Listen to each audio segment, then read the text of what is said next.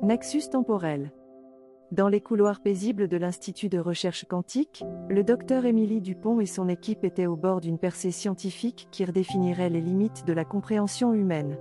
Leur projet, baptisé Nexus temporel, visait à percer les secrets du voyage dans le temps. Pendant des années, ils avaient travaillé sans relâche, examinant des équations, menant d'innombrables expériences et endurant leur lot d'échecs. Mais un matin d'automne frais, tout changea. Alors qu'Émilie ajustait ses lunettes et examinait les données sur son écran d'ordinateur, une lueur d'excitation traversa son visage. « Eureka !» s'exclama-t-elle, faisant sursauter son équipe. « Je crois que nous y sommes.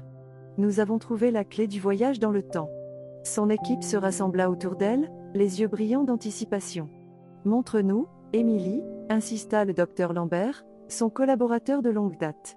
Émilie pointa les équations sur son écran. « Regardez ici, à ce point de convergence. C'est comme si le temps lui-même se repliait sur ce seul endroit. Si nous pouvons exploiter cette énergie, nous pourrions peut-être la manipuler. » Leur excitation collective était palpable, mais il restait beaucoup de travail à faire. Au cours des mois suivants, ils construisirent un gigantesque appareil, le générateur temporel, capable de courber la trame de l'espace-temps elle-même. Un matin ensoleillé, Émilie et son équipe se rassemblèrent autour du générateur temporel, le cœur battant d'excitation et d'appréhension.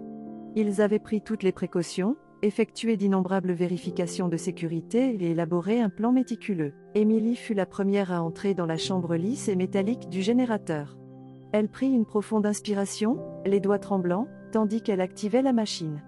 Un léger bourdonnement emplit la pièce, et un tourbillon de lumière l'engloutit. Lorsqu'elle disparut dans le maelstrom scintillant, l'équipe retint son souffle.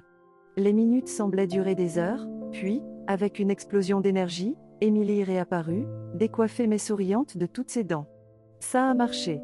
s'exclama-t-elle. « J'ai voyagé dans le temps. » Ces paroles furent accueillies par des acclamations joyeuses de son équipe. Émilie raconta son expérience. Elle avait atterri dans le même laboratoire, mais l'année était 1969. Elle avait été témoin de l'alunissage en personne, se tenant à quelques mètres à peine de Neil Armstrong lorsqu'il avait fait son pas historique. Au cours des semaines suivantes, le projet Nexus temporel devint une sensation dans la communauté scientifique et au-delà. Émilie et son équipe effectuèrent plusieurs sauts temporels réussis, chacun étant méticuleusement documenté et scruté. Ils croyaient avoir le contrôle sur le continuum espace-temps. Mais comme on dit, qui a le pouvoir a aussi la responsabilité. Leur nouvelle capacité à manipuler le temps commença à défaire la trame de la réalité elle-même. De petites modifications dans le passé entraînèrent des conséquences inattendues dans le présent. Le monde n'était plus celui qu'ils connaissaient.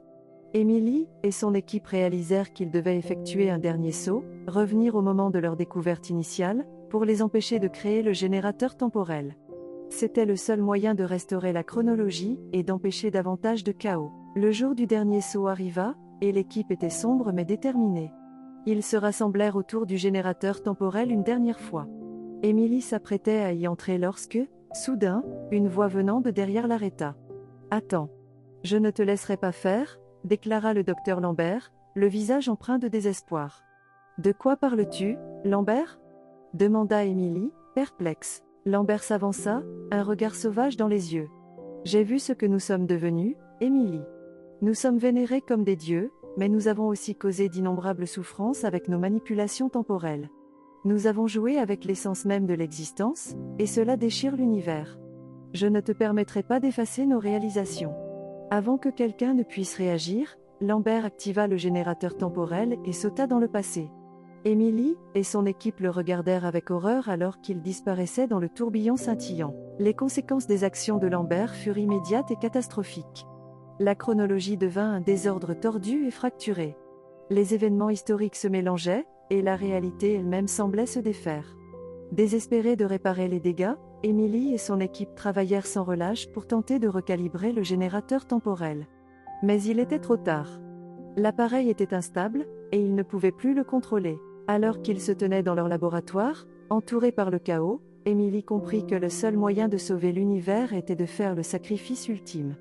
Elle activa une dernière fois le générateur temporel et se renvoya au moment de leur découverte initiale, sans moyen de revenir.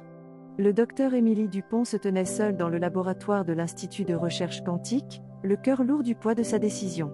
Elle savait qu'elle devait empêcher la création du générateur temporel, même si cela signifiait effacer sa propre existence. Alors qu'elle contemplait les équations sur l'écran de l'ordinateur, des larmes lui montèrent aux yeux. « Adieu, mes amis », murmura-t-elle, puis elle désactiva la machine.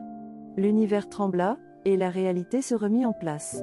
L'histoire se déroula comme elle aurait dû, et le monde retrouva une certaine normalité. En fin de compte, le sacrifice d'Emily avait sauvé l'univers du chaos de la manipulation temporelle. Le projet Nexus temporel devint rien de plus qu'un rêve oublié, un aperçu séduisant de ce qui aurait pu être. Et quelque part, dans les annales de l'histoire, une brillante scientifique nommée le docteur Émilie Dupont ne fut jamais connue pour son travail révolutionnaire dans le voyage dans le temps. Mais dans son cœur, elle savait qu'elle avait fait le voyage ultime pour préserver l'intégrité du temps lui-même.